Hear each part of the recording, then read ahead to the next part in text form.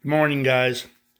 March the 11th here in central Illinois. It's 7 o'clock. Still a little bit dark, but going to be a wonderful day. It was 70 degrees yesterday.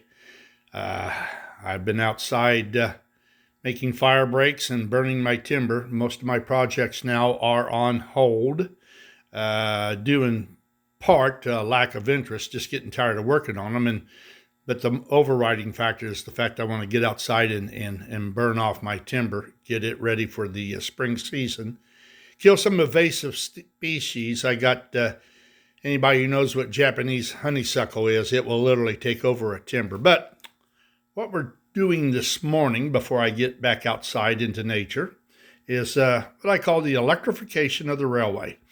As a lot of you guys know, Lionel's first locomotives they made were electrics. They weren't steam because electrics were the dominant power force out on the East Coast.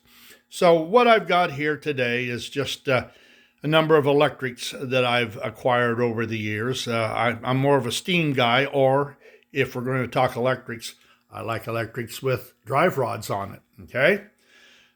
But we got a 381 Williams here. I like this 381, and one of the reasons I do like it is because it is American made.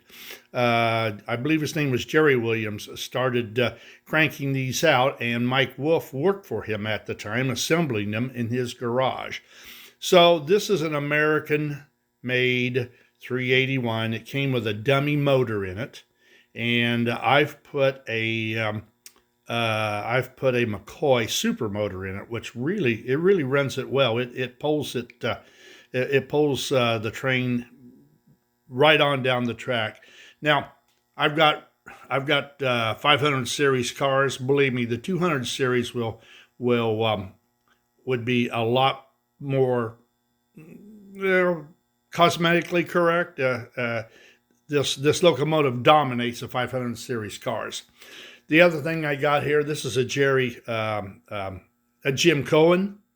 This was probably made 40, 50 years ago. Cohen made a whole lot of really neat reproduction stuff. That was Lionel's the early 7s and numerous steam engines and various other stuff. And this is the one that he put together that when Lionel bought Ives out, they ran this for a short period of time. It came with passenger cars. This is really a neat engine. It's a shame that they didn't carry it on longer. But it handles it looks good with the 500 series cars. And the other thing is just my electric that I made over here. All this was kitbashed or actually built from scratch. I like to run this stuff, especially the stuff that I've converted, the O-gauge motors into standard gauge. I guess basically they're always on a shakedown cruise. I've ran this particular locomotive a lot, and I'm always looking for failures, something coming loose, and so far my conversions I've been real well pleased with them. They've worked well, and they've been consistent. So that's really what I like. Dependability. I want it to be dependable. So let's just run these just a little bit. It's about all I'm doing today is just running trains and going outside to enjoy the weather. But we'll start the old Williams 381 off.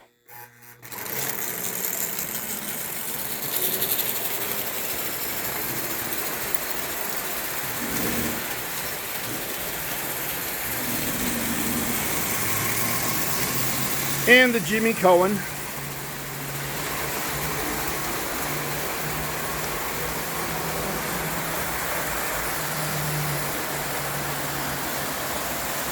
I tell you what, this 381 is truly a hog.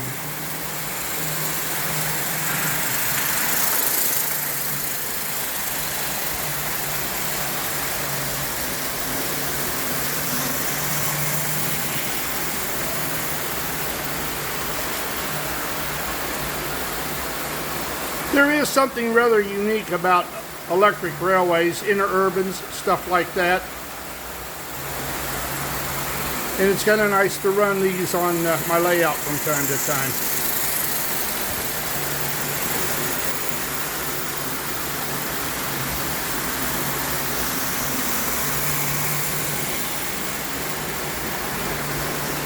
The hardest part I have is getting everything.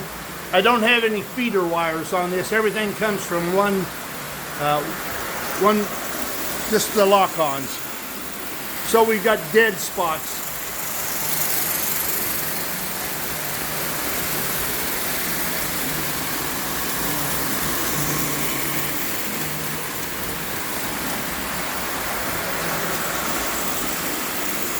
And of course he's running way too fast on this end because he's getting all the power he can handle. Just as long as it doesn't take a header off on the floor, that's all I care about.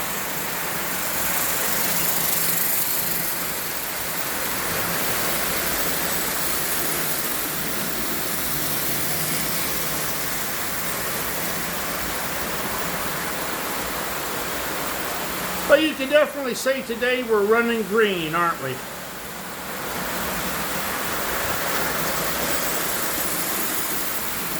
All right, guys.